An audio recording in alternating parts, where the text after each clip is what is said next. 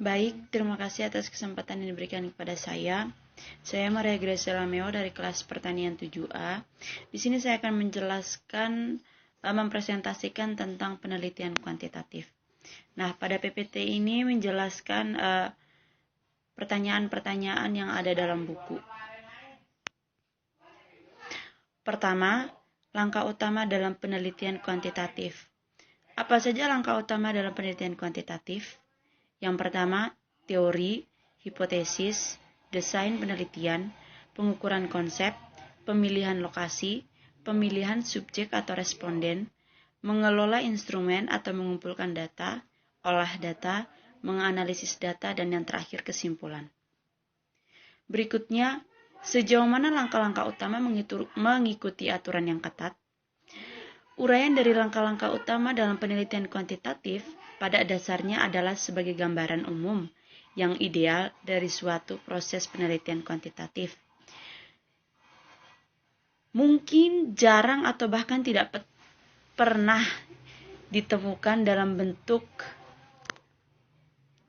mumi seperti ini, tapi ini merupakan titik awal yang berguna untuk memahami bahan utama pendekatan dan hubungan di antara mereka. Berikutnya, apakah langkah-langkah tersebut menyarankan pendekatan deduktif atau induktif terhadap hubungan antara teori dan penelitian? Jawabannya tidak, karena penerapannya sedikit tergantung akan penelitian yang akan kita ambil. Langkah-langkah utama penelitian kuantitatif biasanya menunjukkan bahwa hipotesis disimpulkan dari teori dan uji.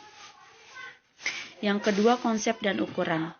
Mengapa pengukuran penting bagi peneliti kuantitatif?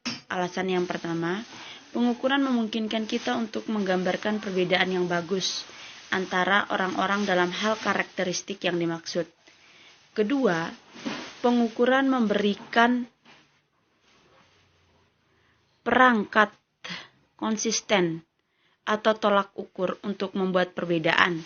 Ketiga, pengukuran memberikan dasar untuk lebih banyak perkiraan yang tepat mempelajari tingkat hubungan antar konsep. Berikutnya, apa perbedaan antara ukuran dan indikator? Perbedaannya adalah ukuran dengan kata lain adalah kualitas. Jika kita tertarik pada beberapa penyebab variasi dalam pendapatan pribadi, yang terakhir dapat diukur dengan cara yang cukup langsung. Indikator untuk memberikan ukuran konsep dengan memanfaatkan konsep yang kurang dapat diukur secara langsung. Berikutnya, mengapa pendekatan multi-indikator untuk pengukuran konsep lebih disukai daripada pendekatan yang mengandalkan satu indikator? Karena ada kemungkinan bahwa satu indikator akan salah mengklasifikasikan banyak individu. Ini mungkin karena kata-kata dari pertanyaan atau mungkin produk kesalahpahaman. Tetapi, jika ada sejumlah indikator, jika orang salah diklasifikasikan melalui pertanyaan tertentu, akan mungkin untuk mengimbangi efeknya. Ketiga, reliabilitas dan validitas. Apa cara utama berpikir tentang keandalan proses pengukuran? Apakah salah satu bentuk keandalan yang paling penting? Cara utama berpikir tentang keandalan proses pengukuran yaitu mengembangkan ukuran multi-indikator yang diharapkan dapat memanfaatkan konsep yang mungkin sebut perancang atau preferensi perancang. Dengan mengatur tema ke sampel responden dan mengatur ulang beberapa waktu kemudian, jika korelasinya rendah, ukuran tersebut akan tampak tidak stabil, yang menyiratkan bahwa jawaban responden tidak dapat diandalkan. Salah satu bentuk keandalan yang paling penting adalah keandalan internal.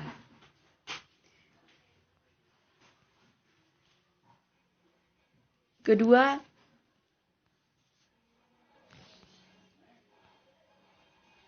berikutnya, validitas mengandalkan reliabilitas. Reliabilitas tidak mengandalkan validitas.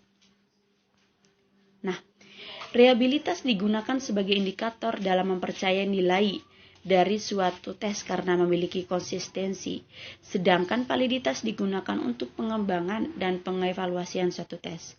Validitas juga diperlukan untuk mengetahui kelayakan butir-butir dalam suatu konstruk pertanyaan dalam mendefinisikan suatu variabel.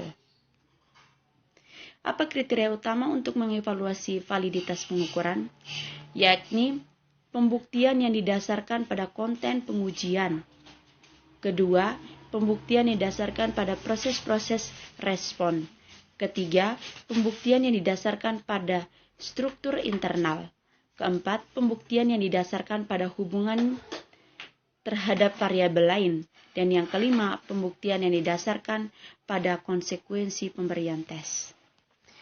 Keempat, keasikan utama peneliti kuantitatif. Buat garis besar keasikan utama peneliti kuantitatif, alasan apa yang mereka dapat diberikan untuk keunggulan mereka? Yakni yang pertama, pengukuran memungkinkan kita untuk menggambarkan perbedaan yang bagus. Kedua, pengukuran memberi kita perangkat yang konsisten atau tolak ukur. Yang ketiga, pengukuran memberikan dasar untuk perkiraan yang lebih tepat. Alasannya, penelitian kuantitatif dapat dicirikan sebagai menunjukkan keasikan tertentu yang paling sentral. Berikutnya, mengapa replikasi bisa menjadi perhatian penting di antara peneliti kuantitatif, meskipun kecenderungan replikasi dalam penelitian sosial cukup langka. Hal ini dikarenakan dalam praktiknya, replikasi adalah masalah lain. Replikasi bukanlah aktivitas berstatus tinggi dalam ilmu alam dan ilmu sosial, karena sering dianggap sebagai pengejaran berjalan kaki dan membosankan. Kejadian replikasi yang dipublikasikan adalah bahwa sulit untuk memastikan dalam penelitian ilmu sosial bahwa kondisi dalam replikasi persis sama dengan kondisi dalam penelitian sosial. Kelima, kritik penelitian kuantitatif.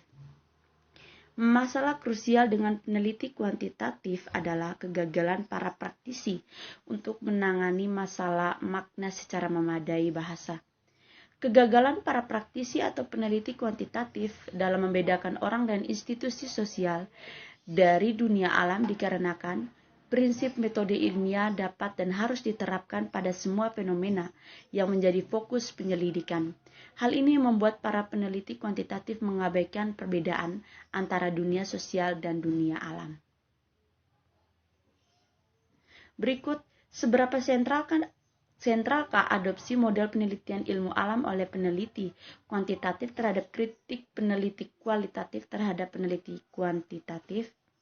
Meskipun ada 4 kritik pada model penelitian ilmu alam yang telah dibahas, pada umumnya peneliti kuantitatif lebih menekankan pada keluasan informasi, bukan kedalaman, sehingga metode ini cocok digunakan untuk populasi yang dengan variabel yang terbatas.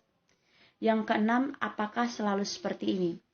Mengapa peneliti sosial yang terkadang tidak menguji validitas dan atau reliabilitas ukuran yang mereka terapkan? Alasannya yang paling mendasar mengapa peneliti sosial jarang tidak menguji validitas dan atau reliabilitas ukuran yang mereka terapkan karena terkendala di biaya dan waktu. Peneliti cenderung peduli dengan masalah substansi dan kurang antusias untuk terlibat dalam jenis pekerjaan yang pengembangan di mana diperlukan untuk penentuan kualitas pengukuran yang menyeluruh. Baik, itulah presentasi dari saya. Atas perhatiannya, saya ucapkan terima kasih.